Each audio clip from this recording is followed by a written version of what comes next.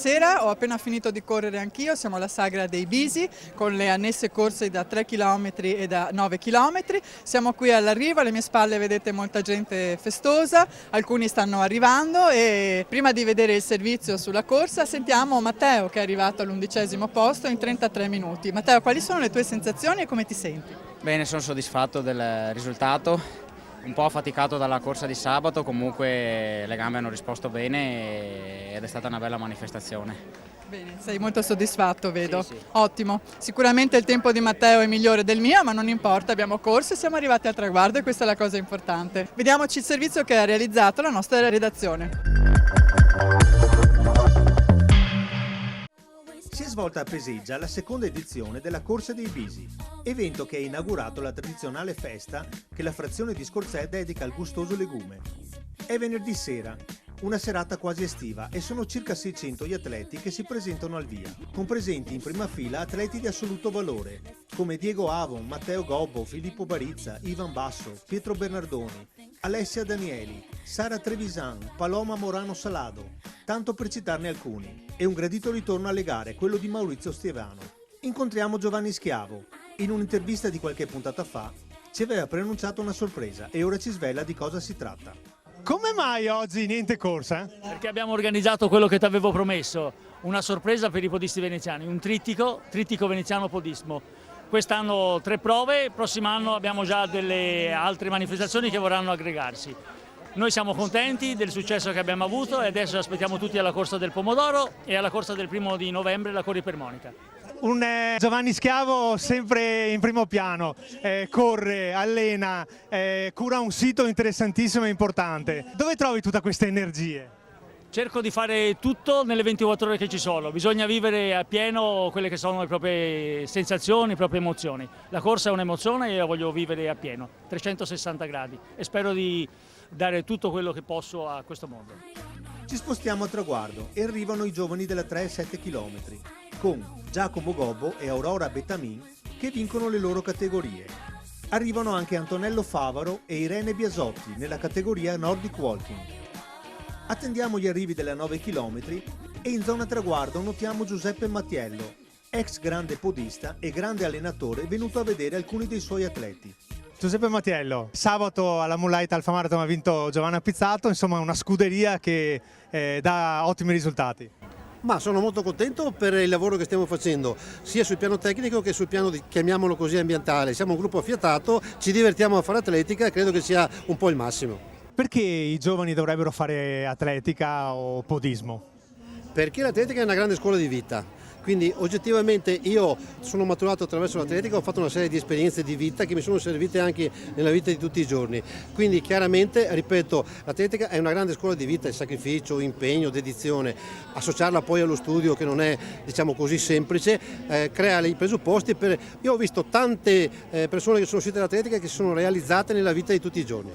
Ecco che arriva il primo, è Diego Avon, che precede Filippo Barizza e Ivan Basso. Ma un bel percorso, c'era tanto vento nella prima parte e poi fino al 4,5 km, poi si girava, si tornava indietro e il vento a favore, poi si lasciava andare la gamba, insomma bello, dai, tutto sommato un bel percorso.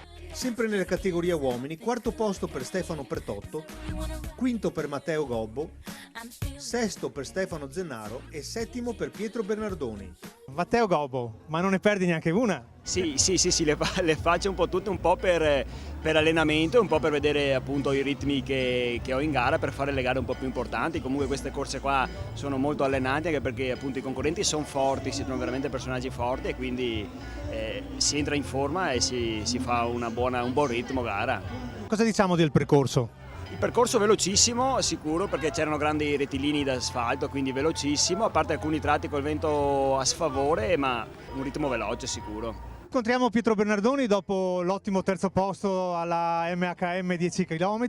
Come mai qui a Peseggia? Beh, oggi siamo venuti soltanto per fare un allenamento, un medio, abbiamo comunque caricato tutta la settimana. Il mio allenatore Mattiello mi ha fatto comunque fare un lavoro impegnativo sia lunedì che mercoledì perché stiamo comunque preparando delle distanze nostre più congeniali che la pista, quindi oggi comunque l'obiettivo principale era fare un medio, un allenamento, poi ho trovato comunque dei belli avversari che mi hanno un po' tirato il collo quello nella fase iniziale, siamo partiti forte, poi ho avuto un piccolo risentimento al polpaccio destro e gli ultimi 2-3 km ho un po' tirato in barca, però sono comunque contento della mia prestazione odierna, ecco.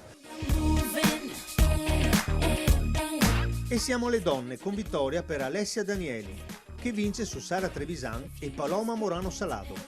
Allora Alessia Danieli, siamo qui a Peseggia, un buon allenamento? Sì, un buon allenamento. Dopo la mezza di Jesolo, che non stavo molto bene, mi sono anche ritirata, oggi mi sentivo le gambe di nuovo che giravano, quindi sono contenta, è stato un ottimo allenamento, veloce, insomma sono arrivata prima, quindi sono contenta.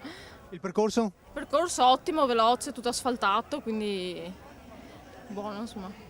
Dove ti vedremo prossimamente? E adesso vabbè, per le mezze ormai aspetterò questo settembre-ottobre, quando il clima sarà più adatto, e per il momento farò le gare 10-7 km corte per velocizzarmi un po'.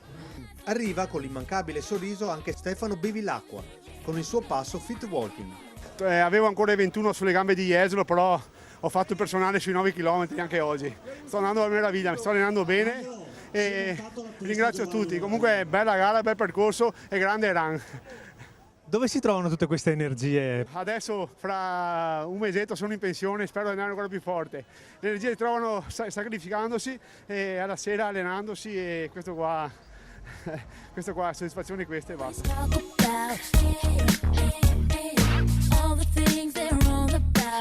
L'importante è esserci e partecipare. Certamente, quello è il bello della corsa, così si mantiene in forma. Il sole è ancora caldo, ci si tuffa al punto ristoro e poi via alle premiazioni. Grande la soddisfazione degli organizzatori. Siamo con Luigino Furlan, uno degli organizzatori di questa corsa. Parliamo del tracciato. Allora, oggi era molto filante, con molti rettilini e poche curve. Allora diciamo che oggi il clima era anche ottimo per fare un'ottima gara, un'ottima corsa, molto veloce. Una corsa a cui hanno partecipato molti atleti forti.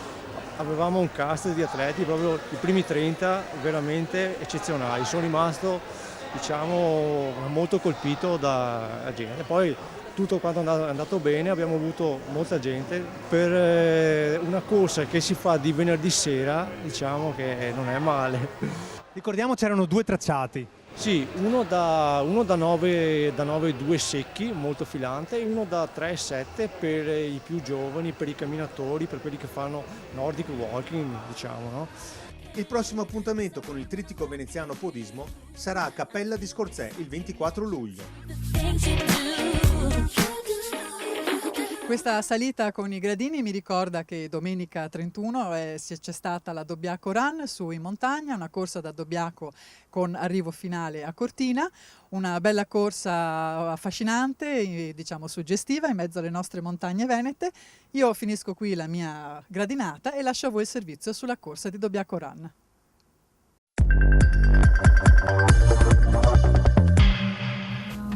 Take away the biggest part of me.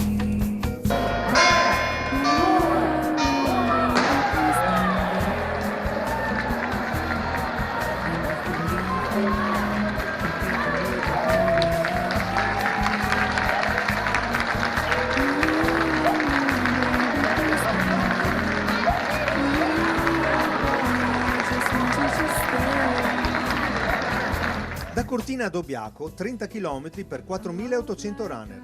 Un percorso immerso nello spettacolo naturale delle Dolomiti, lungo il tragitto della vecchia linea ferroviaria che univa appunto Cortina a Dobbiaco, il Veneto al Trentino.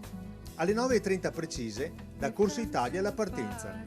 Subito in testa Giovanni Gualdi con un gruppetto che comprende Rono, Simucheca e Kurgat. Tra le donne prende la testa della gara la Lucy Wambui Murigi, inseguita da Caterine Bertone e Paola Salvadori. Al 10° chilometro il gruppetto dei battistrada sale compatto verso Cima Banche, ma al passaggio al lago di Landro, Simucheca e Kurgat si staccano. Anche verso il lago di Dobbiaco i due di testa continuano corsa solitaria, ma al cartello del 20° chilometro il ruandese Simucheca incrementa il ritmo, stacca il compagno di fuga e arriva in perfetta solitudine tra due ali di folla con il nuovo record del tracciato, 1:34,37. Secondo, con 24 secondi di ritardo, Kurgat. Terzo posto per Giovanni Gualdi, che nel tratto finale scavalca Rono, arrivato quarto. Per le donne vince la Lucy Wambui Murigi con 1,50,37. Dietro di lei, a 17 secondi, Caterine Bertone e terzo posto per Paola Salvadori. La cortina Dobbiaco-Run è stata preceduta da un sabato di festa con 2 belle manifestazioni, la Kids Run per i ragazzini e la Run 4, gara amatoriale del Giro del Lago di Dobbiaco. Ed ora per voi un altro bel servizio realizzato dalla redazione di Run TV.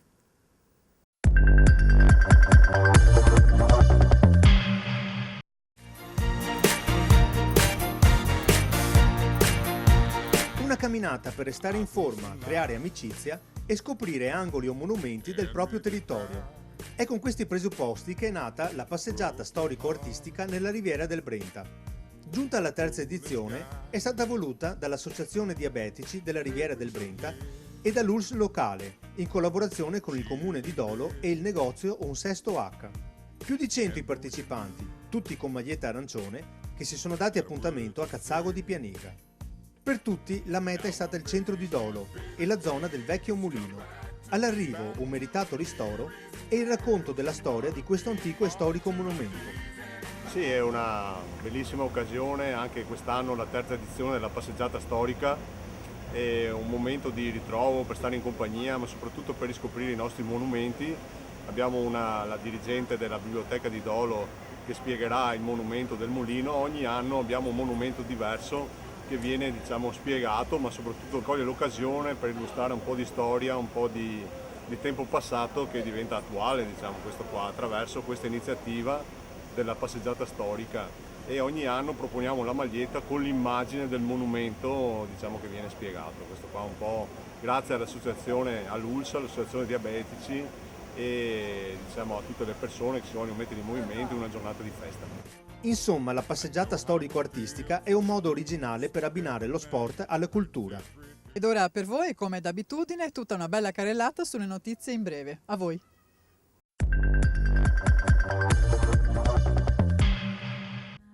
Al trofeo Pindemonte, sostanzioso progresso per il 19enne Lodovico Cortellazzo nei 200 con 21,21, che si migliora di ben 29 centesimi.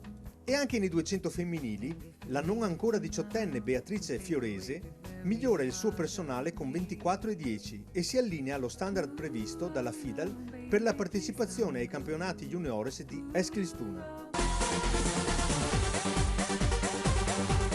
E sono stati 1800 i partecipanti alla Corrivo Rivo di Paese, la non competitiva organizzata dal GS Dynamis.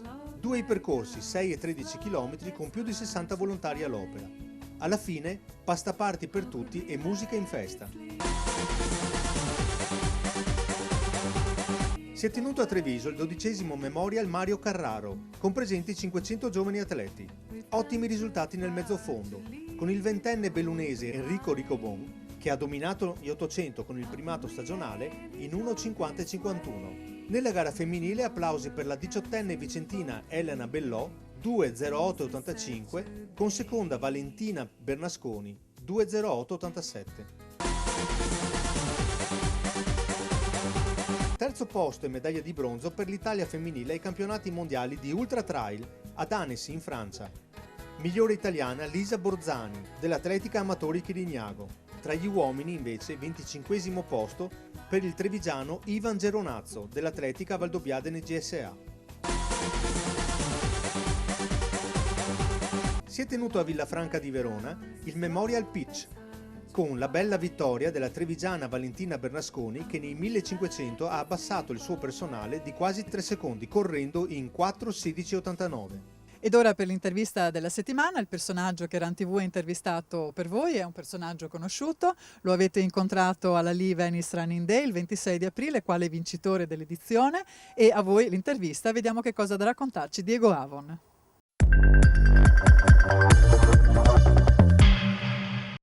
Siamo con Diego Avon, ti stiamo seguendo dall'inizio del 2015, è iniziato molto bene quest'anno per te. Sì, devo dire sono molto soddisfatto, ho fatto una bella stagione invernale con il cross, le corse campestri, ho vinto il titolo regionale sui 10.000 metri, per cui sono molto soddisfatto, insomma sta andando bene, direi che la preparazione per la maratona sta andando a buon termine, insomma. Quanto tempo dedichi all'allenamento?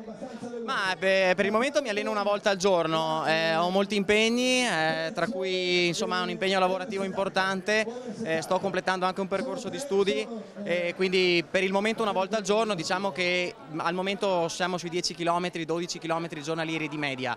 Devo sicuramente d'estate aumentare un pochino il chilometraggio se voglio presentarmi al meglio alla Venice Marathon. Quando corri, che sensazioni hai? Cos'è che ti dà la corsa? Ma la corsa mi dà quella sensazione che poi io ricerco un po' in tutte le cose che faccio nella mia vita, che è la libertà. E quando corro io corro spesso da solo e mi estraneo un pochino dal mondo, ho i miei pensieri, quindi mi dà molto, no? Mi sento libero, riesco a fare quello che mi piace e provo delle sensazioni veramente piacevoli.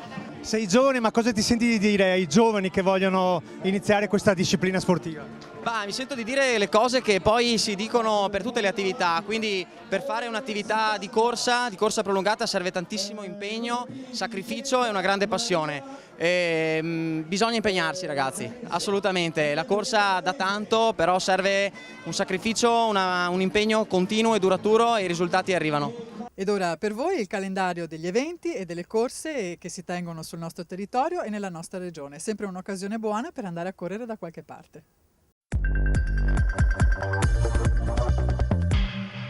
Ecco alcuni dei prossimi appuntamenti. Partiamo da sabato 6 giugno 2015. A Morgano, Treviso, camminata dell'Anatra, camminata e Nordic Walking, chilometri 6 e 11. E passiamo a domenica 7 giugno 2015. A Bassano del Grappa, Vicenza, antico trail del Contrabbandiere. A Corte di Piove di Sacco, Padova, Marcia delle Farfalle, chilometri 8, 10, 14. A Olmo di Martellago, Venezia, Olmo in Corsa, chilometri 5, 11 e 15, anche Nordic Walking. A Piazzola sul Brenta, Padova, Vanti Indrio, Palbrenta de Piasoea, chilometri 7, 13, 20. A Puos dal Pago, Belluno, Alpago Eco Marathon. E restiamo sempre in provincia di Belluno, a Roncoi, al Giro del Cadin, chilometri 5 e 9. A Santa Lucia di Piave, Treviso, Marcia Parco Bolda, chilometri 6 e 10. A Torreselle, Padova, passeggiando tra le sorgenti del Sile ricordando René, chilometri 6 e 10 con Nordic Walking. Passiamo a sabato 13 giugno, ad Altanea di Caorle, Altanea corre, chilometri 6 e 12.